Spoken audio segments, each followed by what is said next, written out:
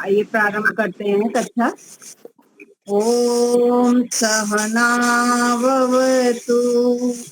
सहनौ भुनक्तु सह वीर्यं करवावहै तेजस्विनावधीतमस्तु मा विद्विषावहै।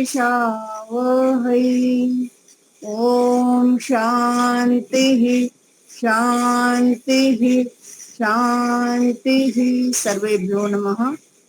हाँ जी, एक भजन के लिए अभी जब तक दया बहन जी नहीं है, एक भजन। हाँ जी। ओम। हाँ, लीजिए आप कमला ओम। जी। हाँ जी। वो ही सच्चा मीत है हमारा तुम्हारा, हमारा तुम्हारा। वो ही सच्चा मीत है हमारा तुम्हारा, हमारा तुम्हारा। परम दयालु परम कृपालु सबका पालनहारा। वो ही सच्चा मीत है हमारा तुम्हारा, हमारा तुम्हारा। जिसने देकर भेजा मानव तन अनमोला, जिसने देकर भेजा मानव तन अनमोला। सुई और धुबिन धागे के सिया अनोखा चोला, सुई बिन और धागे के सिया अनोखा चोला। अंतकरण और देव इंद्रिया, अंतकरण और देव इंद्रियां काम करें जो सारा। वो ही सच्चा मीत है हमारा तुम्हारा, हमारा तुम्हारा।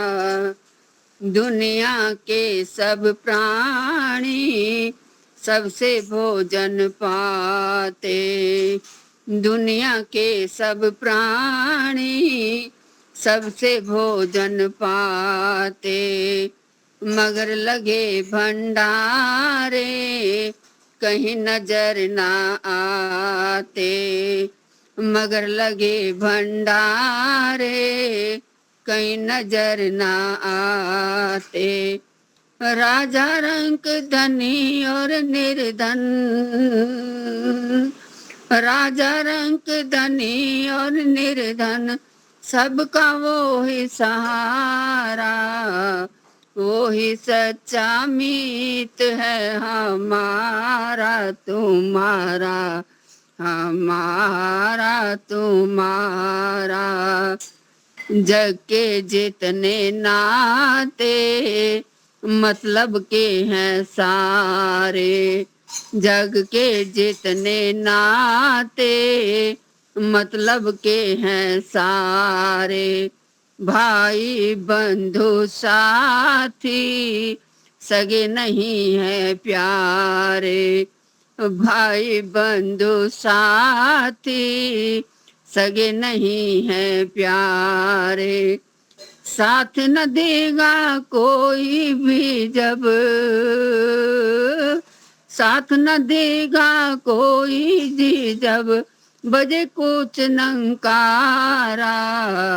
वो ही सच्चा मीत है हमारा तुम्हारा, तुम्हारा हमारा। जो है घट घट वासी सर्वनियंता स्वामी, जो है घट घट वासी सर्वनियंता स्वामी। अजर अमर अविनाशी पूरन ब्रह्म अविकामी। मधुर शरण में जाकर उसकी, मधुर शरण में जाकर उसकी वो भव पार उतारा, वो ही सच्चा मीत है हमारा तुम्हारा। जया जी नहीं जुड़े हैं क्या अभी?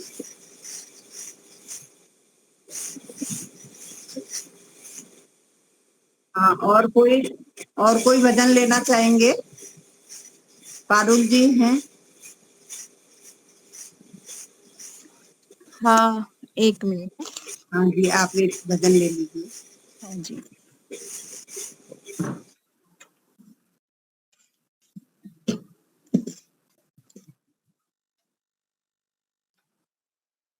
आ गई है जया बहन जी? नमस्ते जी, नमस्ते आचार्य। सभी को ठीक है सादर अभी। नमस्ते जी। नमस्ते। नमस्ते जी। मंत्र पाठ करेंगे। ओम विश्वानि देव सवितर्दुरितानि परासुव, यद् भद्रं तन्न आसुव।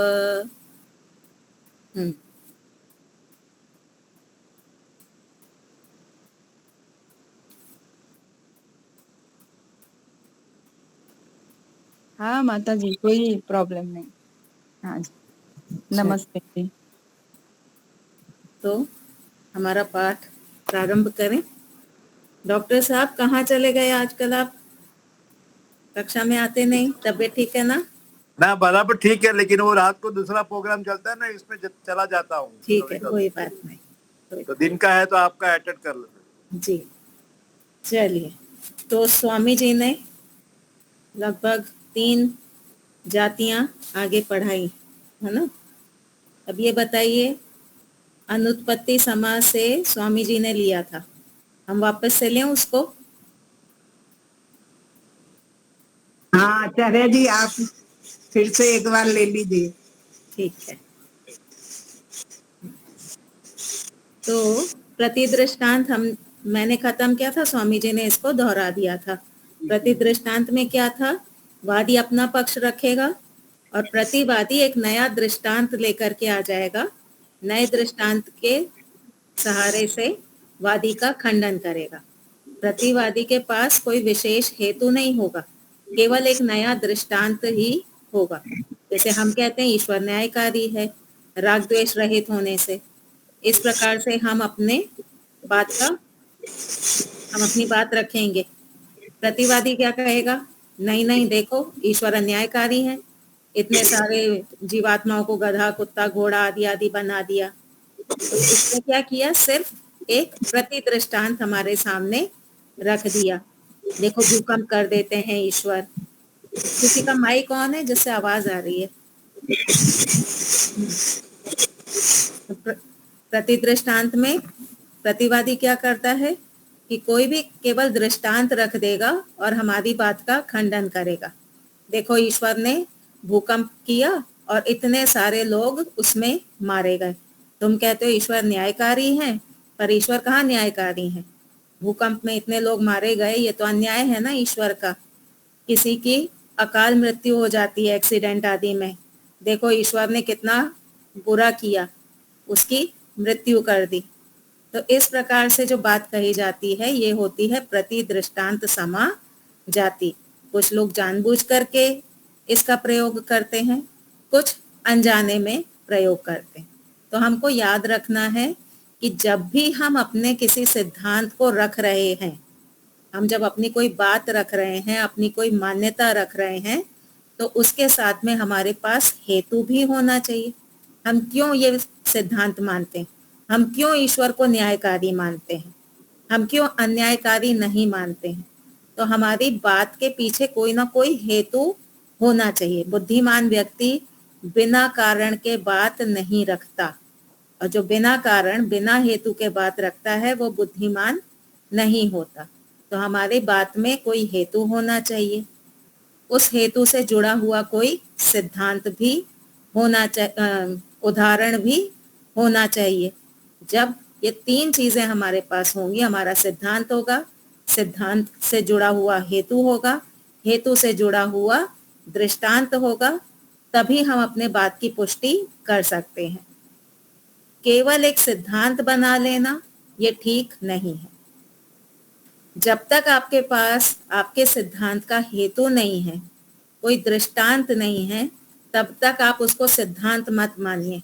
तब तक आप उसको क्या करिए, मुझे संशय है, मैं ईश्वर को न्यायकारी मानूं या अन्यायकारी मानूं, ऐसा मुझे संशय है।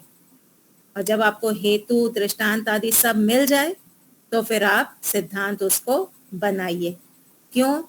क्योंकि हमारा जो व्यवहार होता है ना, वो पूरा पूरा हमारे सिद्धांतों के आधार पे ही होता है।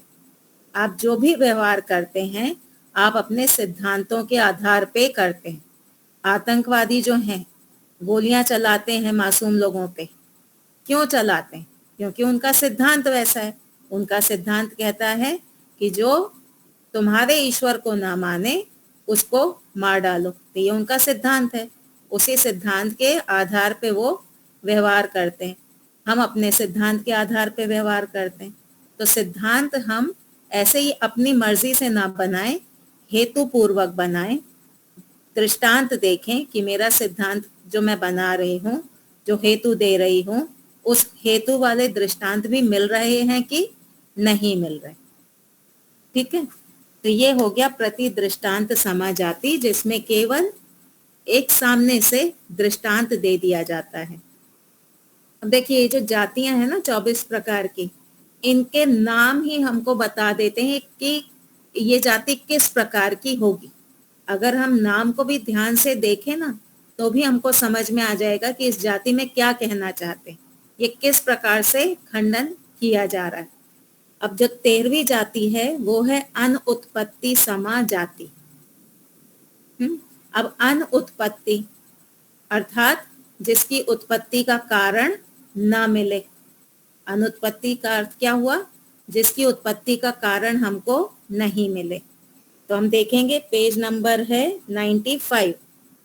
पुस्तक हो तो पुस्तक खोल लीजिए तो आपको अधिक समझ में आएगा। किसी वस्तु के उत्पन्न होने से पूर्व उसकी उत्पत्ति के कारण का अभाव दिखाकर चालाकी से उस अनित्य वस्तु को नित्य बताना अनुत्पत्ति समा जाति कहलाती है। कोई वस्तु जो उत्पन्न हो रही है, उसके उत्पन्न होने के पूर्व, कोई वस्तु जो उत्पन्न हो रही है, उत्पन्न होने के पूर्व उसके कारण का अभाव बताना कि इसका तो कारण ही नहीं है। तो जब कारण ही नहीं है तो क्या होगा? वस्तु नित्य होगी कि अनित्य होगी? वस्तु नित्य हो जाएगी। जिस वस्तु का कारण नहीं होता उसको हम नित्य कहते हैं ना। हमने सत्यार्थ प्रकाश में भी पढ़ा, नित्य की परिभाषा क्या है? जिसके 3 कारण ना हो, निमित्त, साधारण और उपादान कारण। जिसके पीछे कारण ना हो वो नित्य है। तो यहाँ पे चालाकी से प्रतिवादी क्या कहता है कि ये जो वस्तु उत्पन्न हो रही है, उत्पन्न होने के पूर्व उसका कारण का तो अभाव था। तो जब कारण का अभाव था तो आप इसको अनित्य कैसे कह सकते हो? ये वस्तु तो नित्य है। एक मोटा सा उदाहरण लेते हैं। आज क्या तारीख है? 19 सितंबर। ठीक है, 19 सितंबर के पहले 18 सितंबर को कुम्हार जो है, कुम्हार के पास मिट्टी नहीं थी। 18 सितंबर को कुम्हार के पास मिट्टी नहीं थी। तो मिट्टी क्या है? कारण। मिट्टी का अभाव हो गया। प्रतिवादी क्या बोलेगा? ये जो घड़ा है ना, जो घड़ा बना है, ये घड़ा नित्य है। क्यों नित्य है? क्योंकि 18 सितंबर को कुम्हार के पास घड़े का कारण नहीं था। 18 सितंबर को कुम्हार के पास मिट्टी नहीं थी, वो 19 को लेकर के आया। 19 तारीख को मिट्टी से उसने घड़ा बना दिया। तो प्रतिवादी क्या कहेगा कि 18 तारीख को मिट्टी का अर्थात कारण का अभाव था। अब क्योंकि कारण का अभाव था इसलिए ये घड़ा क्या हुआ? ये घड़ा नित्य हो गया। आई बात पकड़ में? कारण का अभाव दिखा करके वस्तु को नित्य बताना, यह है अनुत्पत्ति समा जाति। इसका उदाहरण देखेंगे। वादी द्वारा साधर्म्य से स्थापना। शब्द अनित्य है, प्रयत्न के पश्चात उत्पन्न होने वाला होने से। शब्द कैसे उत्पन्न होता है? जब हम प्रयत्न करते हैं। ये हाथ है, प्रयत्न किया, हाथ का संयोग हुआ और शब्द की उत्पत्ति हुई। प्रयत्न के बाद उत्पत्ति हुई ना। तो वादी कह रहा है कि ये जो शब्द है, ये शब्द कैसा है? ये अनित्य है। क्यों? प्रयत्न के पश्चात उत्पन्न होने वाला होने से। जो जो वस्तु प्रयत्न के पश्चात उत्पन्न होती है वह अनित्य होती है। जैसे घड़ा, ये तो समझ में आया ना आप लोगों को? घड़े के समान शब्द भी प्रयत्न के पश्चात उत्पन्न होता है, इसलिए प्रयत्न के पश्चात उत्पन्न होने वाला होने से शब्द अनित्य है। अब प्रतिवादी कैसे खंडन करेगा? वो अनुत्पत्ति समाजाति का प्रयोग करते हुए शब्द के उत्पन्न होने से पहले, यानी अभी जब शब्द उत्पन्न नहीं हुआ है उसके पहले शब्द की अनित्यता का कारण प्रयत्न के पश्चात उत्पन्न होना। शब्द का अनित्यता के आधार पे कही थी कि प्रयत्न के बाद उत्पन्न होता है। वादी ने कहा था कि शब्द जो है ये अनित्य है। क्यों? क्योंकि प्रयत्न के बाद में उत्पन्न हो रहा है।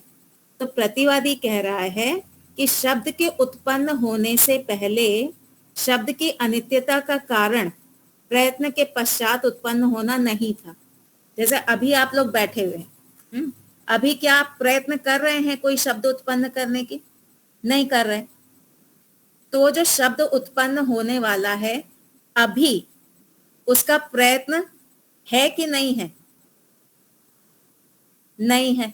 जो शब्द आगे उत्पन्न होगा उसका प्रयत्न, अभी उस प्रयत्न का अभाव है।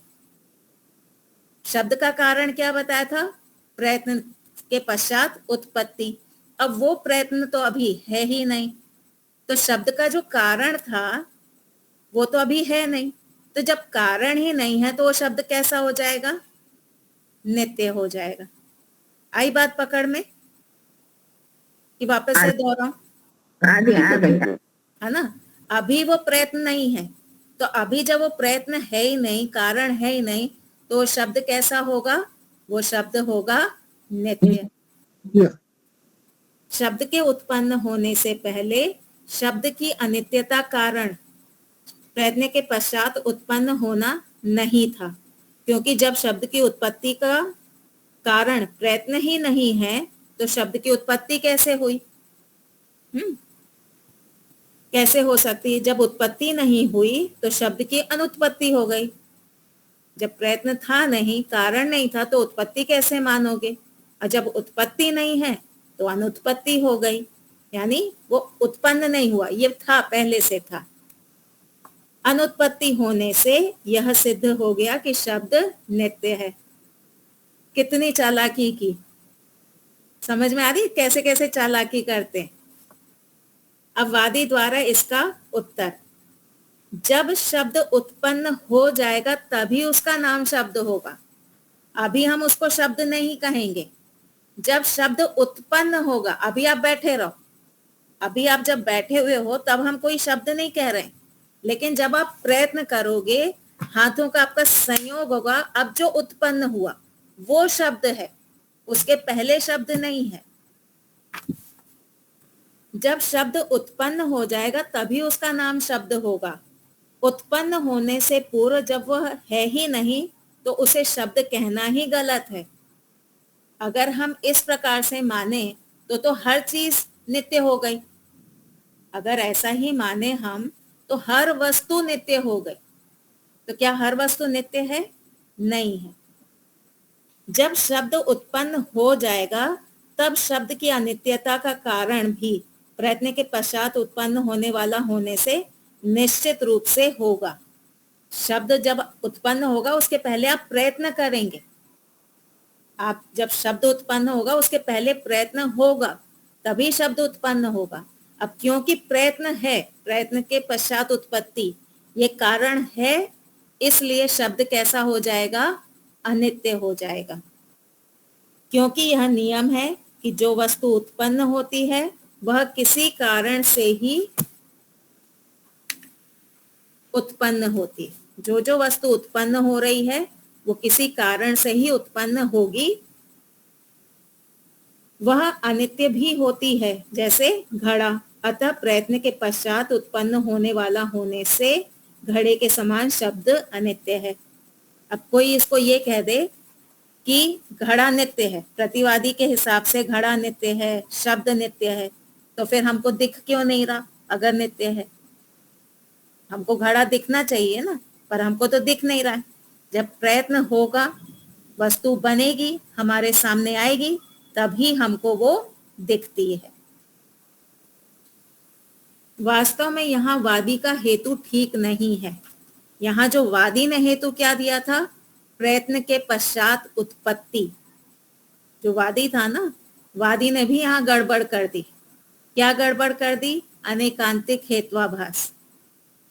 वादी ने कहा कि प्रयत्न के पश्चात उत्पत्ति होगी, पर प्रयत्न के पश्चात केवल उत्पत्ति नहीं होती, अभिव्यक्ति भी होती है। आप प्रयत्न करके कोई नई चीज बना सकते हैं। प्रयत्न किया कुम्हार ने, घड़े को उत्पन्न कर दिया, ये हो गई उत्पत्ति। घड़ा पहले से कमरे में रखा हुआ था, उत्पत्ति नहीं हो रही है, पहले से रखा हुआ था। 18 सितंबर को घड़ा बन गया था, एक कमरे में रखा हुआ था। कुम्हार गया, लाइट चालू की, ये भी प्रयत्न है। लाइट ऑन करना, ये भी एक प्रयत्न है। लाइट ऑन की और घड़े की अभिव्यक्ति हो गई, उत्पत्ति नहीं हुई, अभिव्यक्ति हो गई। तो प्रयत्न के बाद उत्पत्ति भी होती है, प्रयत्न के बाद अभिव्यक्ति भी होती है। ठीक है, तो उत्पत्ति वाली वस्तु अनित्य होती है और अभिव्यक्ति वाली दोनों कैटेगरी में जा सकती है। जैसे ईश्वर, अभी हमारे लिए ईश्वर कैसे हैं? अभिव्यक्त नहीं है। ईश्वर की सत्ता है, पर हमारे लिए अभिव्यक्त नहीं है। क्यों? क्योंकि हमारे और ईश्वर के बीच में अभी अविद्या का पर्दा पड़ा हुआ है।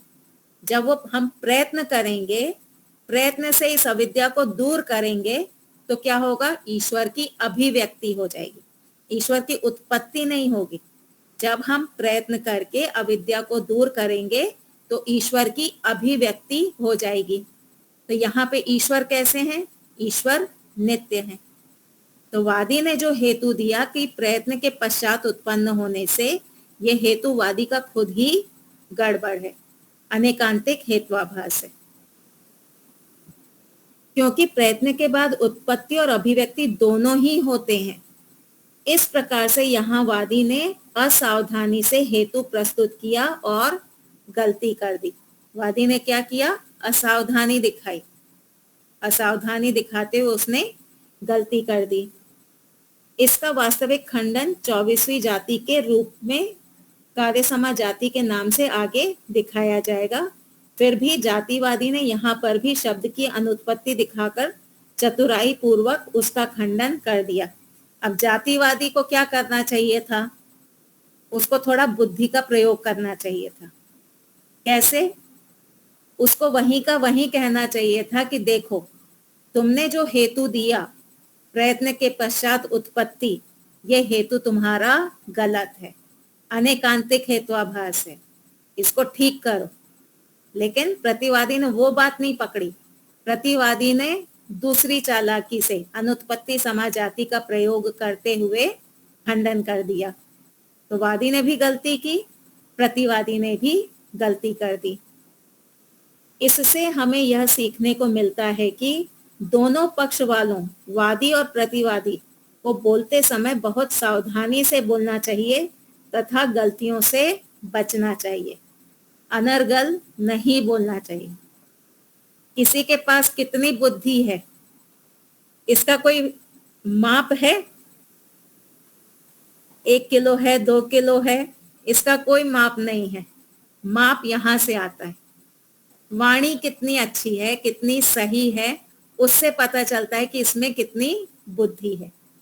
तो बुद्धिमान बनना है तो सोच विचार करके बात को रखें, जल्दबाजी ना करें। जल्दबाजी में गड़बड़ हो जाती है। सोचें विचारें, कोई ट्रेन नहीं छूट रही है। अगर किसी ने कोई बात आपसे पूछी है, आपको उत्तर आता है, आप उत्तर दे दीजिए। नहीं आता है, कहिए मुझे विचार करने का समय चाहिए। विचार करके फिर बात को रखिए तो आपकी इज्जत बनी रहेगी। बिना विचारे जल्दबाजी में कुछ भी बोल देंगे, इज्जत नहीं बनी रहेगी। क्यों? सामने वाले को डाउट रहेगा, फिर वो किसी और से पूछेगा। जब वो किसी और से पूछेगा, उसको सही उत्तर मिलेगा, आपकी गुडविल खत्म हो जाएगी। इसलिए विचार करके ही बोलना चाहिए, एकदम से बोल नहीं देना चाहिए। तो अनुत्पत्ति समझ आती क्लियर हो गई? कोई शंका है इसमें? ठीक है, ठीक है। आगे चलें? ठीक। हाँ। अब अगली जाति है संशय समा जाति। तो यहाँ जाति खुद कह रही है जहां पे संशय उत्पन्न होता है। वादी द्वारा अपना पंचावयव प्रस्तुत कर देने पर जब प्रतिवादी कहता है कि साध्य का साधर्म नित्य पदार्थ के साथ भी है और अनित्य के साथ भी है, इसलिए संशय तो निवृत्त हुआ नहीं। जो साध्य है उसका जो साधर्म है, हमें कहना है कि शब्द अनित्य है, तो यहाँ जो साध्य है उसका साधर्म नित्य पदार्थ के साथ भी हो रहा है, उसका साधर्म अनित्य के साथ भी हो रहा है। तो अब हम क्या माने? नित्य वाला माने या अनित्य वाला माने? इसलिए संशय तो निवृत्त हुआ नहीं कि साध्य नित्य है या अनित्य। इस प्रकार से संशय दिखाकर खंडन करना संशय समा जाति कहलाती है। आप कभी न्यूज़ चैनल देखेंगे, कभी विपक्षियों की बातें सुनेंगे ना, वो लोग समाज में ऐसे संशय बहुत खड़े करते हैं और ऐसे संशय खड़े करके सरकार गिरा दी जाती है। जनता को समझ नहीं आती, ये विपक्ष वाले हैं, मीडिया वाले हैं, ये संशय समा जाति का प्रयोग कर रहे हैं, ये जनता को समझ में नहीं आती। अब वो उस संशय में फंस जाते हैं, फिर गलत निर्णय ले लेते हैं। तो उदाहरण देखेंगे तो और बात स्पष्ट होगी। वादी द्वारा साधर्म से स्थापना शब्द अनित्य है, प्रयत्न के पश्चात उत्पन्न होने वाला होने से जो वस्तु प्रयत्न के पश्चात उत्पन्न होती है वह अनित्य होती है। जैसे घड़ा, घड़े के समान शब्द भी प्रयत्न के पश्चात उत्पन्न होता है, इसलिए प्रयत्न के पश्चात उत्पन्न होने वाला होने से शब्द अनित्य है। प्रतिवादी द्वारा खंडन संशय समा जाति का प्रयोग करते हुए। अब कैसे वो खंडन करेगा? घट इंद्रियक है, घट यानी घड़ा, इंद्रियक अर्थात जो इंद्रियों से ग्राह्य हो, जिसका ग्रहण इंद्रियों द्वारा किया जाए। तो जो घड़ा है वो हमको आंख से दिखाई देता है। तो घट जो है वो इंद्रियक है और अनित्य है। घड़ा आंख से दिखता है और साथ में वो अनित्य भी है, ये तो स्पष्ट है। जाति, गौत्व, द्रव्यत्व, गुणत्व, ये जो होती है ये जाति होती है। अब गौत्व जो है वो आपको आंख से ही दिखती है ना, जाति जो है वो भी आंख से दिखती है। तो जाति भी इंद्रियक है, परंतु जाति कैसी है? जाति नित्य है। द्रव्यत्व, गौत्व, ये जो जातियां हैं ये जातियां नित्य हैं। तो जाति इंद्रियक होते हुए नित्य है, घड़ा इंद्रियक होते हुए अनित्य है। समझ में आ रही है बात? वापस से बताती हूँ। घड़ा जो है वो इंद्रियों से ग्रहण किया जाता है, इंद्रियक होते हुए वो अनित्य है। जाति भी इंद्रिय से ग्रहण होती है, इंद्रिय से ग्रहण होने के बाद वो कैसी है? नित्य है। आंख से एक चीज देख रहे हैं वो अनित्य है, आंख से दूसरी चीज देख रहे हैं वो नित्य है।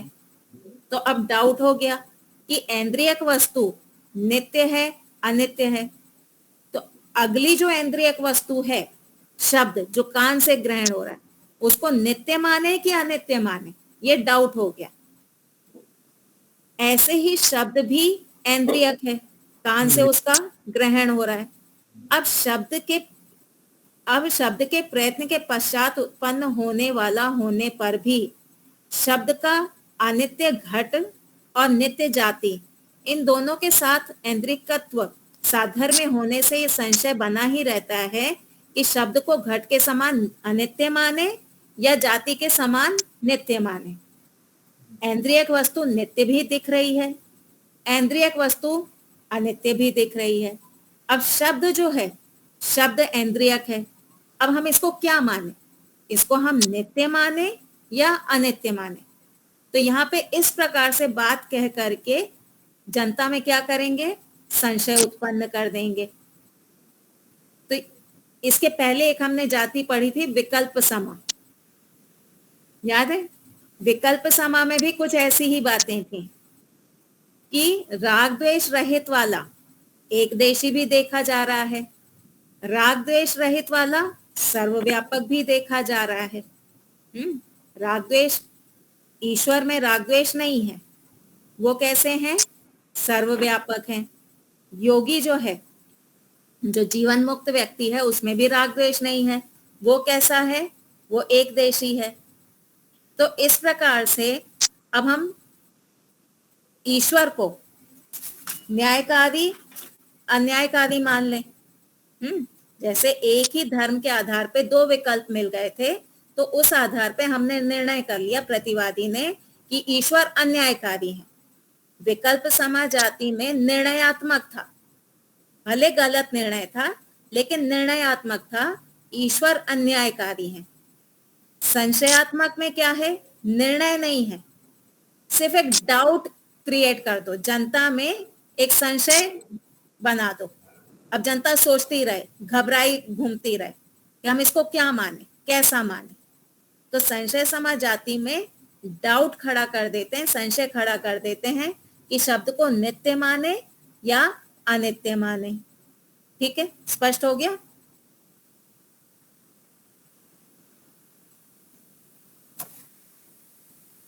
वादी द्वारा इसका उत्तर।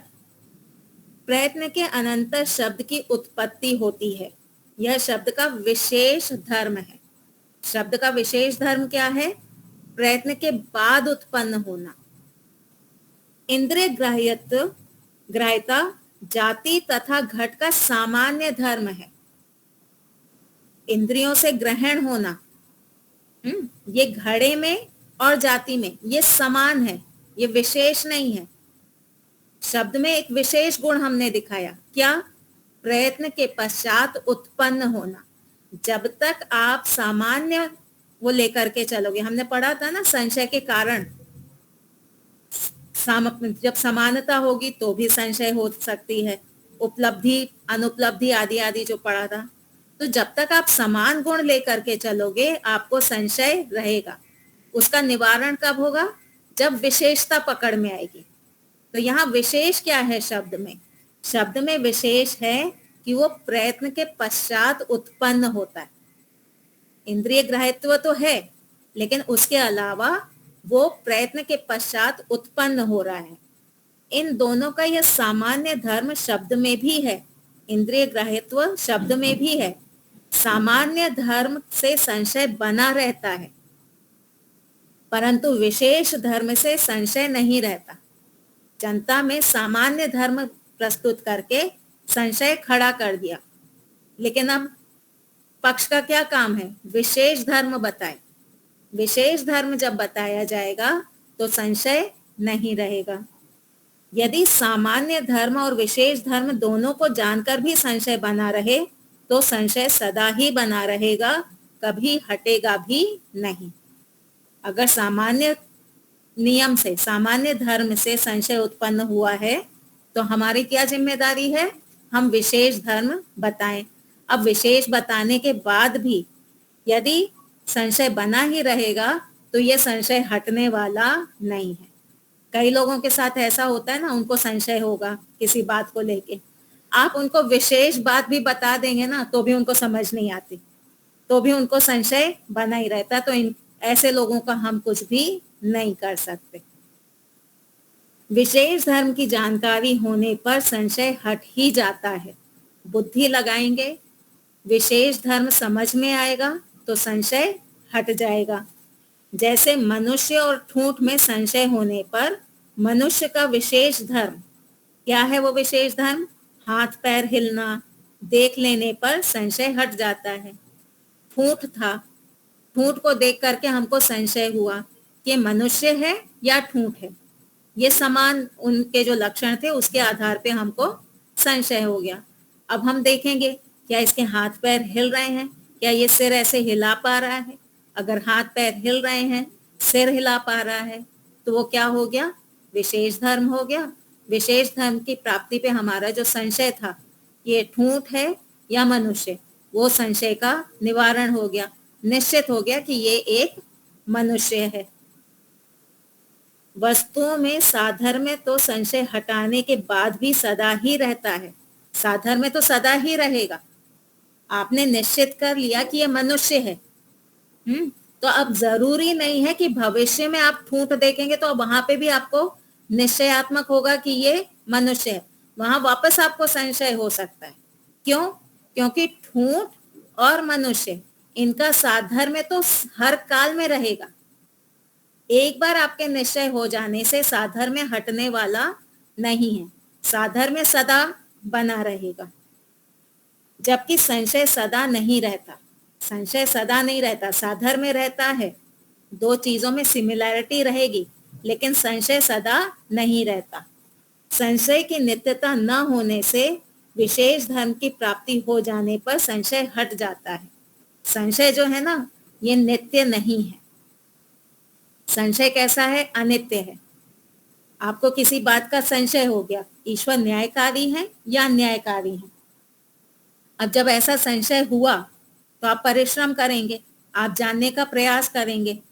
अब जब परिश्रम किया है, जानने का प्रयास किया है, यहां वहां से पूछा है,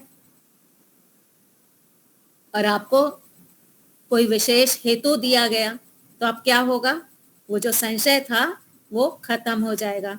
तो संशय की क्या हो गई? अनित्यता हो गई। कब हुई अनित्यता?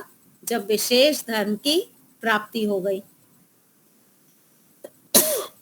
तो संशय की नित्यता न होने से विशेष धर्म की प्राप्ति हो जाने पर संशय हट जाता है। इसलिए जातिवादी ने चतुराई से यहाँ अनुचित खंडन किया है। सामान्य धर्म को प्रस्तुत किया और जनता में संशय उत्पन्न कर दिया। यह वादी के पक्ष का वास्तविक खंडन नहीं कहलाता। ये वास्तविक खंडन नहीं है। और याद रखिए, जो संशय उत्पन्न करता है ना, वो पाप का भागी होता है। जो संशय उत्पन्न करता है वो पाप का भागी होता है। कभी भी किसी के मन में संशय उत्पन्न नहीं करना चाहिए। घरों में ऐसा बहुत होता है, संशय उत्पन्न कर देते हैं। दूध गर्म हो रहा था, खुला हुआ छूट गया। बेटी आके माँ को क्या बोलती है, माँ वो ना खुला रह गया था, मुझे पता नहीं उसमें कोई कीड़ा गिरा है कि नहीं गिरा है। तो इस प्रकार का संशय दूसरे की बुद्धि में उत्पन्न मत करिए। अगर आपको संशय है कि इसमें कुछ गिरा है, छान करके देख लो। अगर छानने में कीड़ा आ गया, जाके माँ को बोलो इसमें कीड़ा गिर गया था, ये दूध अब अच्छा नहीं है। और अगर छानने पे कोई कीड़ा नहीं निकलता है तो उस टॉपिक को वहीं बंद कर दो। पर संशय उत्पन्न नहीं करना चाहिए।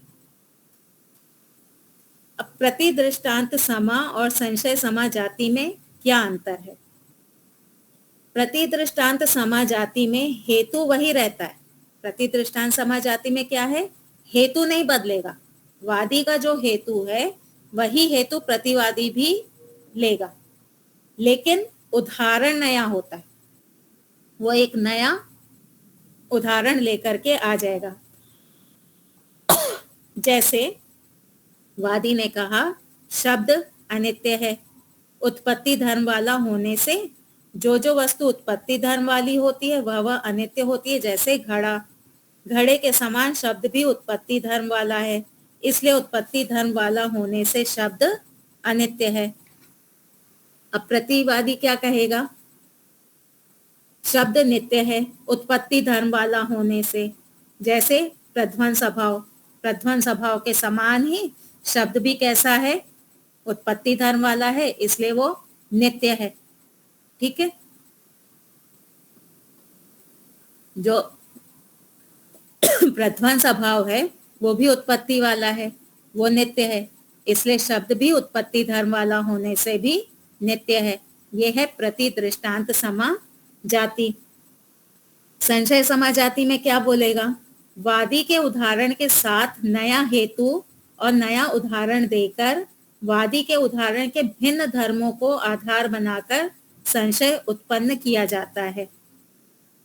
वादी शब्द अनित्य है, प्रयत्न के पश्चात उत्पन्न होने वाला होने से जो वस्तु प्रयत्न के पश्चात उत्पन्न होती है वह अनित्य होती है। जैसे घड़ा, घड़े के समान शब्द भी प्रयत्न के पश्चात उत्पन्न होता है, इसलिए प्रयत्न के पश्चात उत्पन्न होने वाला होने से शब्द अनित्य है।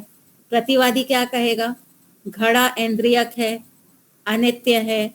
जाति भी इंद्रियक है, परंतु जाति नित्य है।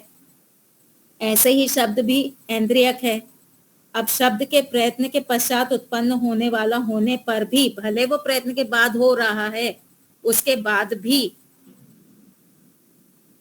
शब्द का अनित्य घट और नित्य जाति, इन दोनों के साथ इंद्रियकत्व साधर्म्य होने से, ये तो दोनों कैटेगरी में जा रहा है, नित्य में भी जा रहा है और अनित्य में भी जा रहा है। यह संशय बना ही रहता है कि शब्द को घट के समान अनित्य माने या जाति के समान नित्य माने। स्पष्ट हो गया? कोई शंका है इसमें? ओम माता जी, ये प्रध्वंसा भाव, हाँ, वो कैसे समझते हैं? अच्छा। प्रहलाद भाई, अभी डॉक्टर साहब अभी लेटेस्ट कोई चीज खरीदी है आपने?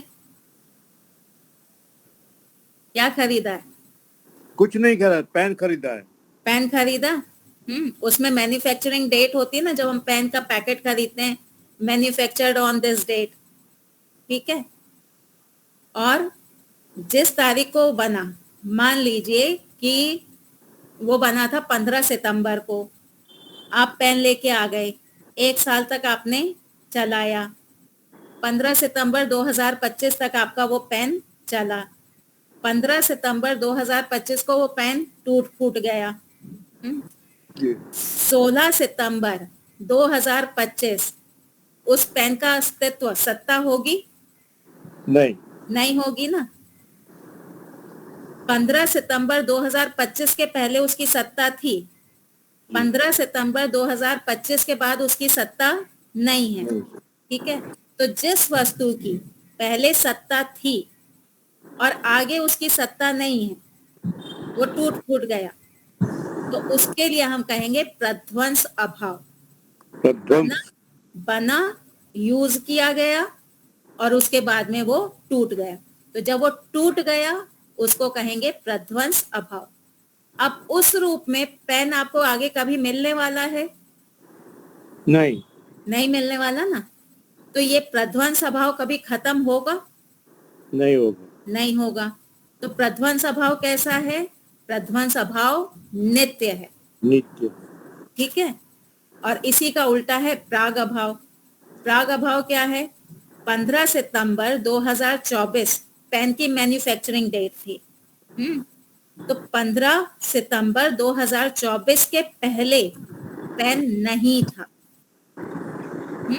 15 सितंबर 2024 को पेन बना, तो बनने से पहले जो अभाव है वो है प्राग अभाव, ठीक है। तो यहाँ पे प्रतिवादी ने क्या चालाकी की है? उसने प्रध्वंस अभाव, प्रति दृष्टांत समाजाति में प्रध्वंस अभाव का उदाहरण दिया कि देखो वादी जी, तुम कहते हो कि जो वस्तु उत्पन्न होती है वो अनित्य होती है।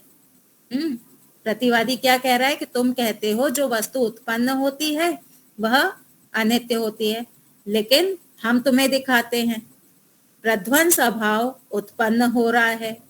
पेन 2025 15 सितंबर 2025 को प्रध्वंस अभाव हो गया, उस तारीख को प्रध्वंस अभाव उत्पन्न हुआ पेन का। अब वो सदा ही रहेगा, तो यहाँ तो उत्पत्ति होने के बाद भी वो अभाव टिका हुआ है, वो तो नित्य है। तो उत्पत्ति भी हो रही है और नित्यता भी हो रही है। तो इस प्रकार से प्रतिवादी ने चालाकी कर दी। तो वादी क्या कहेगा? हमने जो उदाहरण दिया है घड़े का, घड़े की उत्पत्ति जो हमने दिखाई है, घड़ा सत्तात्मक है या अभावात्मक है? सत्ता वाला है। सत्तात्मक वस्तु है ना। तुम ऐसे सत्तात्मक वस्तु को लेके आओ जिसकी उत्पत्ति भी हो और नित्य भी हो, तब तो हम तुम्हारी बात मान लेंगे। लेकिन अगर तुम ऐसे वस्तु की लेकर के आओगे जिसकी सत्ता नहीं हो और तुम उसको नित्य बताओ, तो हम मानने वाले नहीं है। अभाव सत्तात्मक नहीं है, वो तो अभावात्मक है, वो तो उल्टा है। तुम सत्तात्मक वस्तु का उदाहरण लेके आओगे तो हम मानेंगे। ऐसा उदाहरण मिलने वाला नहीं है। क्यों? क्योंकि यूनिवर्सल लॉ है, व्याप्ति है। जो वस्तु उत्पन्न हुई है वो नष्ट भी होगी। हो गया स्पष्ट? चलिए, तो उसकी संधि छुट्टी करे तो प्रध्वंस अभाव। हाँ, तो जो ध्वंस हो गया, जो नाश पाम गया, वो हाँ, फिर अभाव में आ गया। विशेष ध्वंस, उसका अच्छी प्रकार से नाश हो गया। धन्यवाद। आगे चलें? 15वीं जाति लें कि दिमाग भारी भारी हो गया? ले लीजिए, ले लीजिए। ले लें? हाँ, ले लीजिए, पहले हो चुकी है ना एक बार। हाँ, तो ठीक है। चलिए, तो प्रकरण समा जाति की परिभाषा पेज नंबर 98 पर देखेंगे। वादी अनित्य पदार्थ के साधर्म्य से अपने पक्ष की स्थापना करता है। वादी का पक्ष क्या है? शब्द अनित्य है, वो साधर्म्य से अपने पक्ष की स्थापना करेगा। प्रतिवादी नित्य पदार्थ के साधर्म्य से अपने पक्ष की स्थापना कर देगा। प्रतिवादी क्या करेगा? नित्य पदार्थ के साथ में समानता दिखाते हुए अपने बात को रखेगा। वादी के द्वारा हेतु पूर्वक अपना पक्ष प्रस्तुत किए जाने पर भी वह प्रकरण को समाप्त नहीं कर पाता। वादी ने अपना पक्ष अच्छी प्रकार से रख दिया, उसके बाद भी प्रकरण जो है वो समाप्त नहीं हो पा रहा है। तब प्रतिवादी कहता है कि अनित्य पदार्थ एवं नित्य पदार्थ दोनों के साथ साध्य का साधर्म्य होने से प्रकरण तो समाप्त नहीं हुआ। तुमने अपने हिसाब से सिद्धि कर दी, मैंने अपने हिसाब से सिद्धि कर दी, तो यहाँ प्रकरण तो कहीं समाप्त हुआ नहीं। ऐसे कहकर वादी का खंडन करना प्रकरण समा जाति कहलाती है। एक चीज हमको हमेशा याद रखनी होगी, जब वाद होता है ना, तो वाद में एक पक्ष अपनी बात को रखेगा, ठीक है। जो वादी का जो पक्ष है वो अपने पक्ष को रखेगा। अब सामने वाला जो है, प्रतिवादी जो है, वो अपना पक्ष रखने से पहले, अपने जो पंचावयव है उसको रखने से पहले वो वादी के बात का खंडन करे। पहले सामने वाले का खंडन करो, उसके बाद में अपने पक्ष की बल को बढ़ाने के लिए, पुष्टि के लिए आप नया पंचावयव रख सकते हो। लेकिन पहले आपको क्या करना है? पहले आपको वादी की बात का खंडन करना। ये वाद का नियम होता है, ये हमको याद रखना पड़ेगा। क्यों? अगर हमको ये नियम नहीं पता है तो प्रकरण समा जाति चलती रहेगी। आप अपना पक्ष रखेंगे, दूसरा अपना पक्ष रखेगा, फिर आप कोई नया पक्ष रखेंगे, वो नया पक्ष रखेगा, तो खंडन तो हुआ ही नहीं। तो दोनों लोग एक ही जैसे आगे बढ़ते जाएंगे। जैसे साधर्म्य से दोनों पक्षों ने अपनी अपनी बात कही, ऐसे ही दोनों पक्ष वाले वैधर्म्य से भी अपनी अपनी बात कहते हैं और प्रकरण समाप्त नहीं हो पाता। इसे भी प्रकरण समा जाति ही कहते हैं। इसका पुस्तक का एक उदाहरण देखते हैं, बाद में आपको एक और उदाहरण देती हूँ। वादी द्वारा साधर्म्य से स्थापना। शब्द अनित्य है, प्रयत्न के पश्चात उत्पन्न होने वाला होने से जो वस्तु प्रयत्न के पश्चात उत्पन्न होती है वह अनित्य होती है। जैसे घड़ा, घड़े के समान शब्द भी प्रयत्न के पश्चात उत्पन्न होता है, इसलिए प्रयत्न के पश्चात उत्पन्न होने वाला होने से शब्द अनित्य है। प्रतिवादी खंडन करेगा, शब्द नित्य है। क्यों? हेतु दिया, अस्पर्श वाला होने से। जो वस्तु अस्पर्श वाली होती है वह नित्य होती है। जैसे आत्मा, आत्मा के समान शब्द भी अस्पर्श वाला है, इसलिए अस्पर्श वाला होने से शब्द नित्य है। अनित्य पदार्थ घड़ा एवं नित्य पदार्थ आत्मा दोनों के साथ साध्य का साधर्म्य उत्पत्ति और अस्पर्श होने से प्रकरण तो समाप्त नहीं हुआ।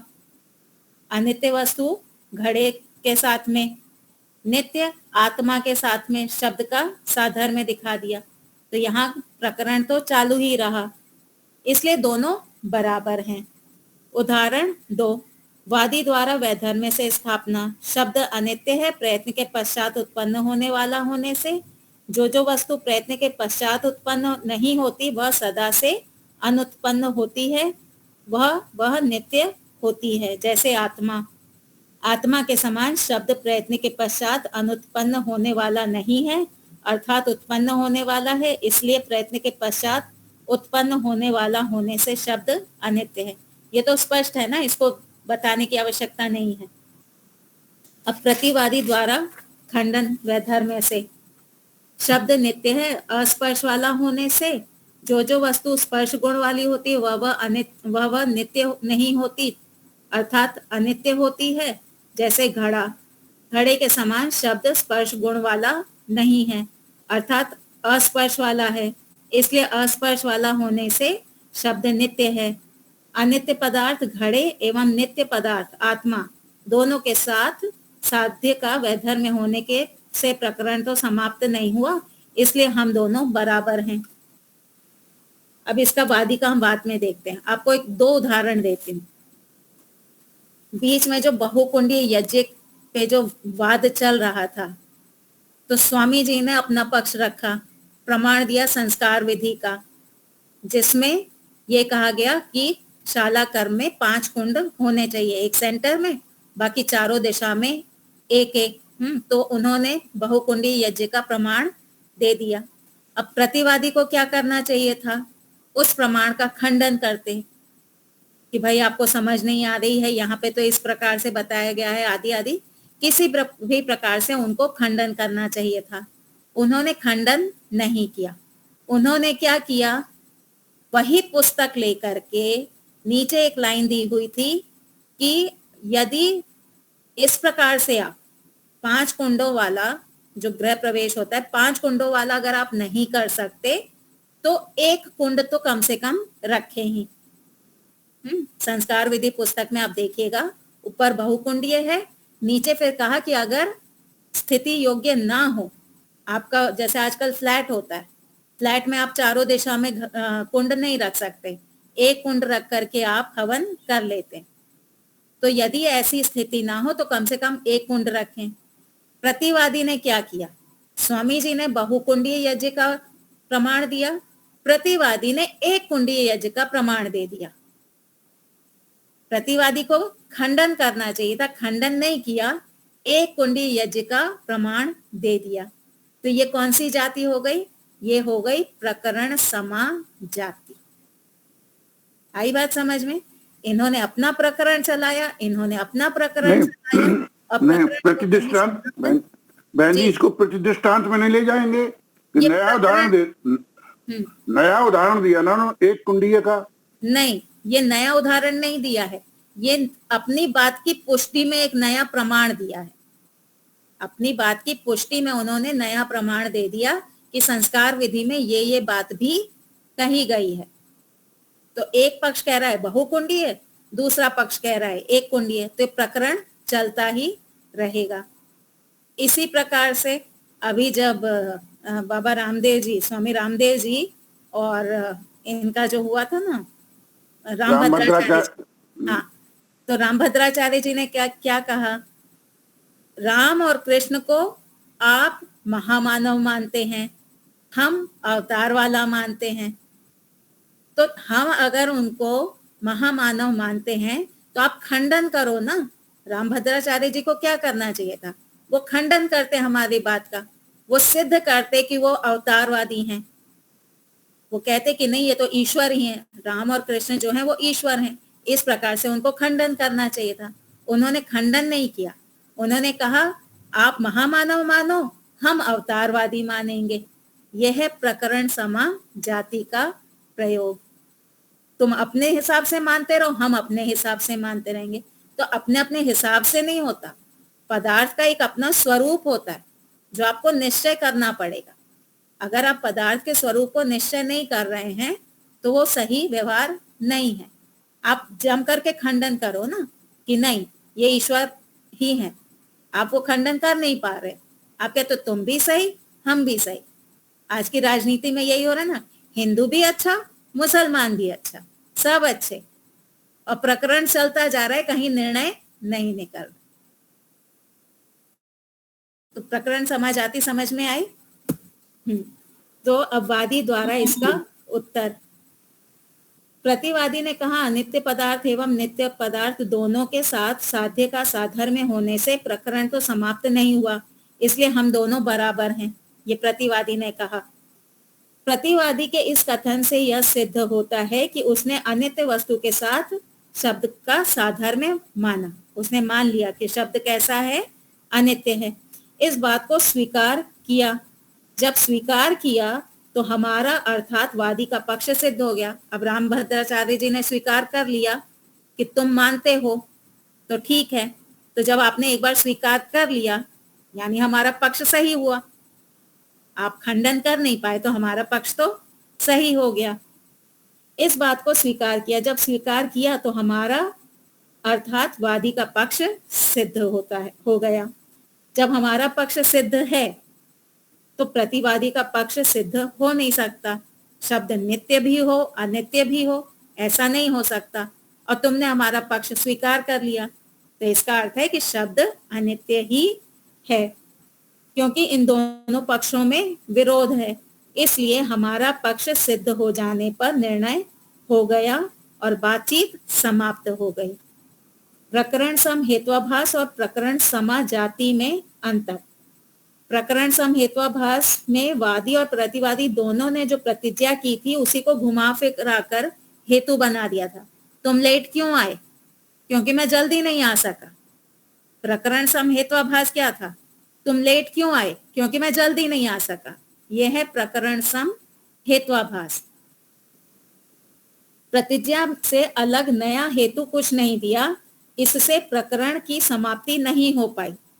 इसमें भी प्रकरण चलता ही रहेगा। तुम लेट क्यों आए? जल्दी नहीं आ पाए। अरे भाई कोई कारण तो बताओ, समाप्त तो करो इस प्रकरण को, कोई ठोस कारण दो तो हम स्वीकार करें। तुम ठोस कारण दे नहीं रहे तो वहां पे भी प्रकरण चलता रहा। जैसे शब्द अनित्य है, इसमें नित्यता धर्म उपलब्ध न होने से जिस वस्तु में नित्यता धर्म उपलब्ध नहीं होता वह वस्तु अनित्य देखी जाती है, जैसे घड़ा इत्यादि। प्रतिवादी शब्द नित्य है, इसमें अनित्यता धर्म उपलब्ध न होने से जिस वस्तु में अनित्यता धर्म उपलब्ध नहीं होता वह वस्तु नित्य देखी जाती है, जैसे आकाश आदि। और प्रकरण समा जाति में क्या है? दोनों अपने अपने प्रमाण देते रहेंगे।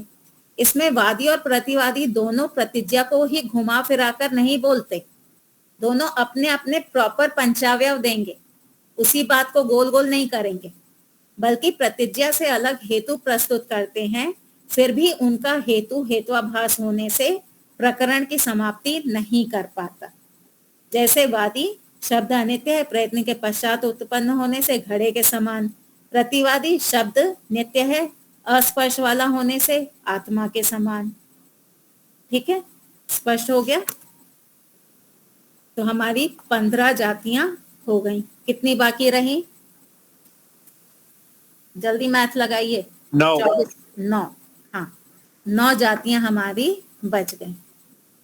तो आज जो जातियां समझाई समझ में आई?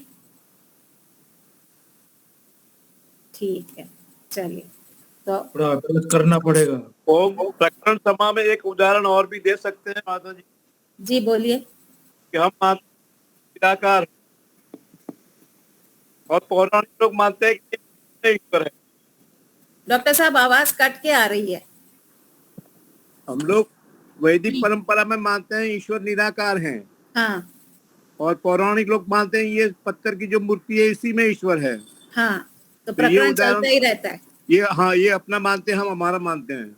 हाँ, महाभारत काल के बाद में कुछ समय तो ठीक ठाक चला, उसके बाद से ये प्रकरण चल रहा है और चलता ही रहेगा। तो उसको प्रकरण समा जाति में उदाहरण के रूप में ले सकते हैं। हाँ, वो अपना पक्ष रखते हैं, एक अपना पक्ष रखता है, प्रकरण की समाप्ति नहीं होती। बहुत बढ़िया, ठीक है। चलिए तो विराम देते हैं कक्षा को। अब मिलेंगे सोमवार को रात्रि 9 से 10। शांति पाठ कौन कराएगा? जी कराइए। ओम शांति अंतरिक्ष गुम शांति पृथ्वी शांतिराप शांतिरोषधयः शांतिर्वनस्पतयः शांति